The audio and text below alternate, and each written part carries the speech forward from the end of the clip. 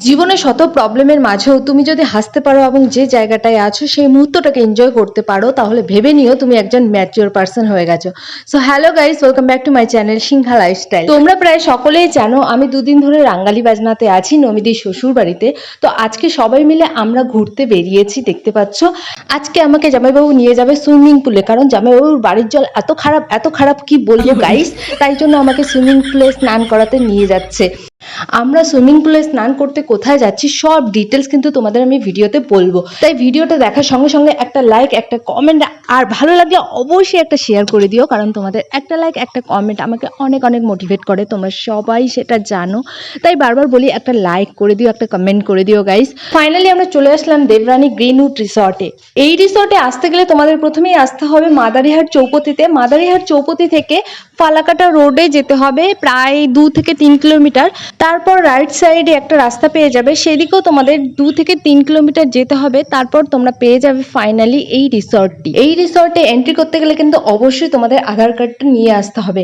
আধার card ছাড়া এখানে কিন্তু এন্ট্রি দেয় না। রিসর্টটিতে থাকা খাওয়ার সব ধরনের ব্যবস্থা আছে, আর সামনে সুইমিং পুল, অসাধারণ একটা প্লেস। যারা মাদারিহাটের কাছাকাছি আছো বা রাঙ্গালি বাজনা বা ফালাকাটা এদিক সেদিকে আছো, কেউ কাছাকাছি থাকলে অবশ্যই এই জায়গাটায় যেও, ভালো লাগবে। আমার তো বেশ ভালো লেগেছে। আর বাইরে থেকে আমি রুমগুলো দেখছিলাম, রুমগুলো ভীষণ ভীষণ সুন্দর ছিল, যেহেতু ভিতরে ঢুকি নাই। আর প্রাইস জানি না কতটা হবে, বাট ভালো লাগছিল। মেনলি আমাদের মেন উদ্দেশ্যই ছিল স্নান করা কথা, কারণ জামাইবাবুর বাড়ির জল খুবই খারাপ, তাই জন্য তো নিয়ে গেছে স্নান করাতে, যাতে আমি বাড়ি গিয়ে 10 দিন স্নান না করলেও চলে। সবাই নেমে পড়েছে জলে, আর আমি উপর থেকে শুধু ভিডিও করে যাচ্ছি। সবাই বলছে যে আমাকে একটা ফটো তুলে দে, আমাকে একটা ভিডিও করে দে। তো সবাইকে ফটো ভিডিও করে দেওয়ার পরে আমি এখন নামবো গাইস।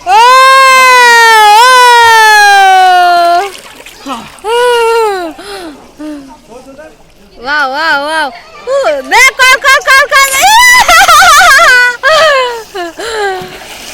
কি মজা, আমি মজা নিব। ফাইনালি এবার আমিও নেমে পড়লাম জলপরি হয়ে। প্রথমে আমার জলটা ভীষণ ঠান্ডা লাগছিল, কারণ আমার অল্প একটুতেই ঠান্ডা লাগে, আর আমি সাঁতার কাটতে পারি, তবুও এই জলে কেন জানি সাঁতার কাটতে পারছিলামই না। জলে নেমে আবার আমাকে ভয় লাগছিল, কারণ জলটা অনেকটা গভীরও ছিল। আর গিয়ে আমি কোয়েলকে ধরলাম, তবুও যতই গভীর থাক, ভয় থাক, তবু আমার পাশে যদি জলে কেউ থাকে তাহলে আমার একটু ভয়টা কম লাগে। মোমেন্টটাকে আমি এনজয় করছিলাম, কারণ এই মোমেন্টটা চলে গেলে আর ফিরে আসবে না। কেমন লাগছে? মজেদার গাইস। গতকাল গাইস নমিদিকে ঘুরতে নিয়ে যাই নাই আমাদের সাথে, ও বাড়িতে বেচারা বসেছিল। তবে আজকে আমাদের সাথে ঘুরতে বেরিয়েছে। আর এই যে সামনে দেখতে পাচ্ছ, এই ছেলেটা আমার অনেক ভিডিও ফটোস করে দিয়েছে। 2, 3 যাবো।